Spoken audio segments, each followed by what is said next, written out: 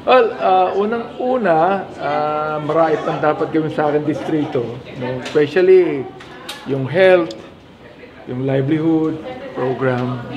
Napakarami pa, no, ng magagawa natin. Yung pagtulong natin sa ating mga constituent.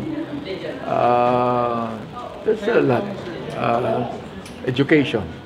Yun ang aking health, education, livelihood. Tapos, siyempre, hindi pa nga tapos yata yung Quadcom sa third term ko eh. Although graduate na yung iba. Tingin niyo sir, abutin ng 20th Congress yung Quadcom? It might be kasi ang dami talagang ang dami pa talagang pag-uusapan eh. This coming Friday, kahit na recess kita nyo, we're still doing it. I don't think it's presence sa distrito ko yun. Nakita ko naman ang suporta ng mga taga-distrito ko on my running. Hindi ako natatakot. Maganda yung development kasi alam mo, tatlong pinag-uusapan yan. Yung POGO, yung EJK, most particularly, under my committee, and the drugs, no? Maaaring yung POGO, pwede na namin i-terminate this year, maaari, no? But the EJK and the drugs, marami pang pag-uusapan doon.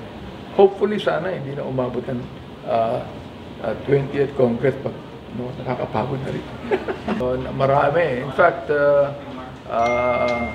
there are more than 400 illegal POGOs in the country. Ang natutugusan pala ng PAOK is about 6, no? So it's still quite a long time bago talaga maisara yung POGO yan. Pangako naman ni Altenco na kahit legal na POGO, papasara everything. Well, sa amin, yung positive intention ng ating dating Pangulo na mag-attend sa aming hearing, welcome development sa amin yun. In my committee, inibitahan namin siya, although he failed to attend. But I don't think he will be invited on Friday. Kasi meron pang ilan ng mga witnesses na iimbitahin namin. Sayang naman kung hindi na yung pagkukulan ng pansin lahat ng mga inibitahan namin mga witnesses in the source.